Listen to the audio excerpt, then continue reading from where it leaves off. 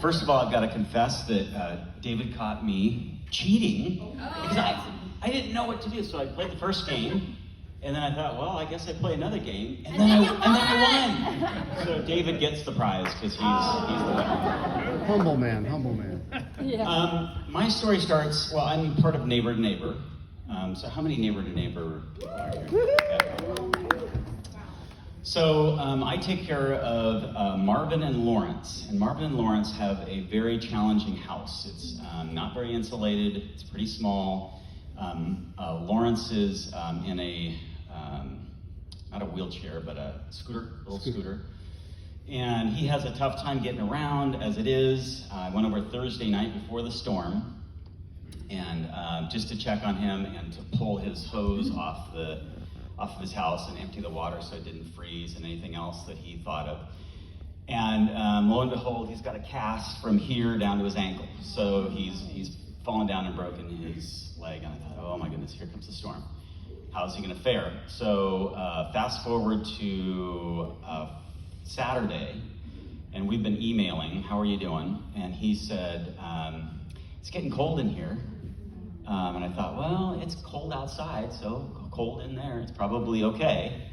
I don't know how cold, but he said cold. So I went to bed that night thinking, I got Sunday, it's cozy, I've got a fire downstairs in my living room, my parents are in town, and so there's football on the TV on Sunday. So I wake up in the morning, reach over for my phone, and I look at it, and it says, it's 46 degrees in the living room. The pipes are frozen, no TV and no internet. And I thought, oh my goodness. So I thought that I would be, oh, there goes my Sunday morning in front of the cozy fire watching football. But there was this feeling, and there is every once a month when I do the service, there's this feeling like, it's kind of a real happy feeling. It's like, this is where I'm supposed to be. This is where my feet and my hands are supposed to be, helping out with someone who is in need. And plus I've been blessed with this great truck that was able to get around. So I headed over there, and I got there, and sure enough, he had one heater, and his heating unit was broken. So I plugged in another heater in his bedroom, so they were kind of stuck in the bedroom. And I asked him what was going on with the toilet. He said, that's no bueno, it's not working. So I went out and got some water, some drinking water, and then some water to do the flushing with. And then while I'm at the store, Stuart calls and says, there's a little old lady who's out of power and cold up on the hill. I said, great. I can go help her too. So I drove up there, and Addie is her name, and Nancy. And so Addie and Nancy have been talking, and Nancy's like, come stay with me. And so I drive up there, and I open the door, and she walks over the door, and she's cold, and so we're going over Mount Scott to what's her name? Nancy.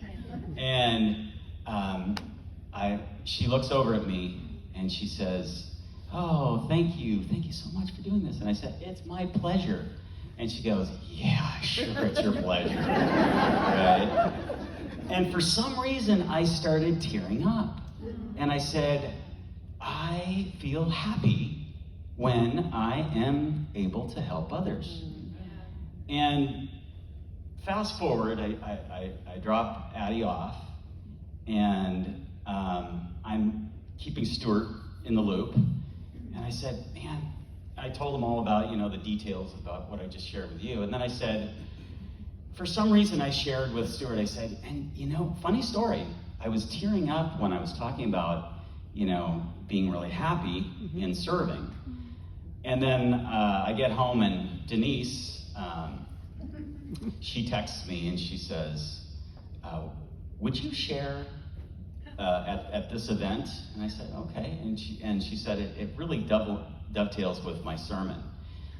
And of course I didn't go to the sermon because I was running around. And nobody did because it was online, right? And it really did give me the chills to hear her talking about happiness and people chasing happiness, and just the fact that, you know, there is happiness in service, and being the hands and feet of Jesus is happiness enough.